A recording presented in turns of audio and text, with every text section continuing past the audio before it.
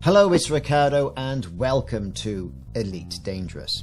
Here's a short video I thought I'd do on questions that I typically get on the channel quite a bit. And this particular video is about Elite Dangerous and the different module classes that you can get in-game. So this is Elite Dangerous, decoding the module classes for beginners.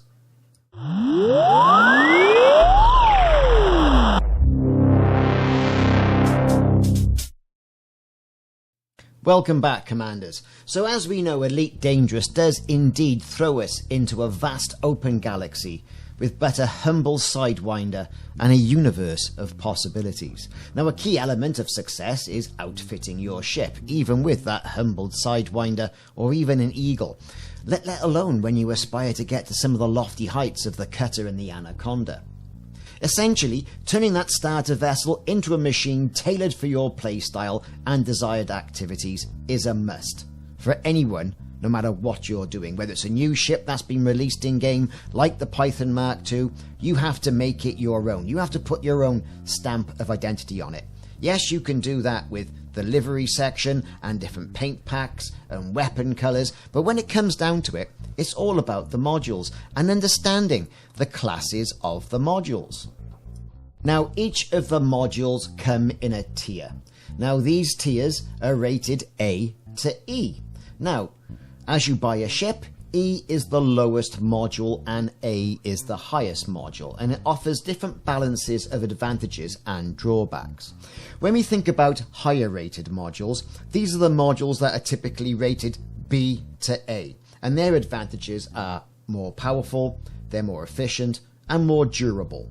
The pitfalls to these, however, they're more expensive, draw more power, and generate more heat. Heat's bad, okay?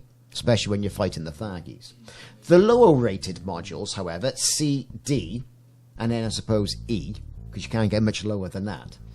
Their advantages, they're cheaper, the E tend to come with the ship, they draw less power and generate less heat. The pitfalls, of course, is that they're weaker and less durable. And you have to balance this. Installing powerful modules is tempting, but you have to remember your power plant has a limited capacity without engineering. Engineering's a different factor. Exceeding this limit will lead to malfunctions and even module failure. So it's important to strike a balance as you're starting out. As you progress through the game and you've got your engineering, you can overcharge your power plant, you can even get Guardian power plants, all these sort of power plants that will give you more juice, but they all come with bonuses and drawbacks. So let's go through the modules one by one, starting at the bottom with Class E modules, and they are indeed super cheap. They are rock bottom prices and come fitted on the ships as standard. You'll often see Class E this, Class E that, and the first thing you'll want to do is get rid of those, to be perfectly honest with you, should your credits suffice. E rated, like I say, are super cheap, but they do indeed tend to gimp your ship's performance in every way, and only use them if your funds are extremely tight. Like I mentioned, your ship will come with Class E modules, and you should be looking to get rid of those at your earliest convenience. On to the next one, which is Class D modules. Now, these are lightweight. They've been on the Slim Fast, they've been to Slimmer's World, they're not tied down with all the bloat of some of the other modules. But, however, they are ideally used for maximizing your jump range or agility. Lower performance comes with these, however, and durability. There's a price for that lightweightness. Excellent for explorers or miners prioritizing jump range or maneuverability. Lower firepower, for example, and module health makes them a little bit risky for combat. Now, where would you normally see a Class D module? Sensors, life support. And life support is a tricky one, isn't it really? That canopy gets taken out, you'll be wishing you had a Class A. But these days you're never too far away from a fleet carrier or a base, unless you're well out in the black, where you can get that repaired. So, save a little bit of weight. Class D modules, excellent for explorers and miners, and certain modules like your life support and your sensors, from my opinion. Moving on now to Class C modules. Now these are very misunderstood the Class C module. If you're starting out and money's a little bit tight, you know, it's a good mid-range. It's your average Joe. It's the all-rounder. It offers a balance between price, performance and weight.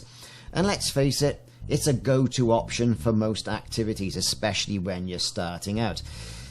Class C, decent performance at a reasonable price, without sacrificing too much weight. Not too bloated, shall we say. Do I use Class C? Only if it's the only thing available, to be honest with you. But that comes with the benefit of having several billion of credits in the bank. As a new starting out commander, this is something you've got to think about. So like I say, Class C is a go-to option, it's a good all-rounder, and it offers a good all-round decent performance of price without sacrificing that added bloat in weight. Now, if you need a robust module, then Class B modules are for you. They are the heavyweights in Elite Dangerous and are the heavyweight champions of the module world. They boast superior durability, but with that comes increased mass and often higher power draw. Ideally for heavy armoured tank ships that need to withstand that punishment. The extra weight can hinder jump range and agility, however. Class B modules, although may last less than the Class A equivalent, they do have a bigger range when it comes to limpet controllers. Thinking about that, very interesting. But, like I say, it's the weight being the problem. But if you're going to build a tank to go and stand a lot of punishment, then Class B could be the module for you.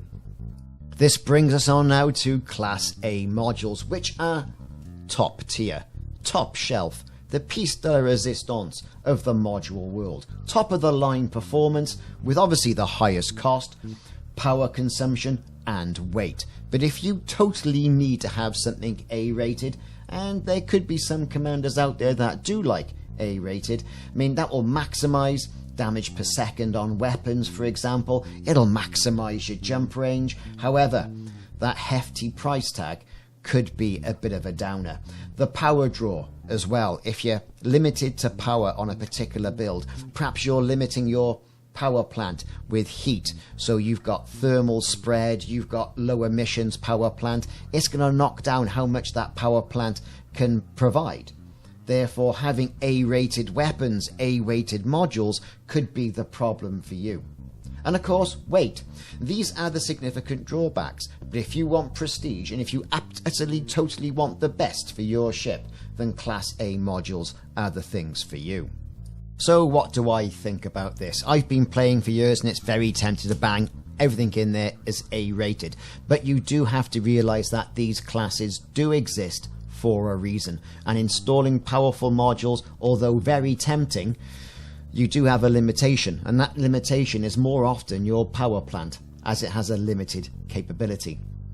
Exceeding that limit will give you an awful lot of problems once you start pulling the trigger on your weapons and you think, hang on, why are my shields shutting down? Why are the thrusters offline? Etc, etc, etc. However, equipping your ship in Elite Dangerous is a journey of discovery, experiment, and you can adapt and learn from your experiences. Plenty of third-party tools like EDSY, example, Inara, exist to help you with fitting out certain ship modules. Don't forget, there's no really a one-size-fits-all solution for the ship, and a lot of it comes down to your own player ability and playing style.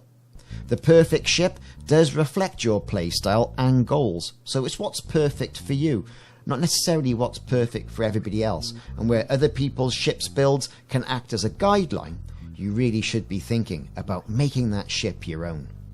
I've been Ricardo, thanks very much for watching, I'll see you soon.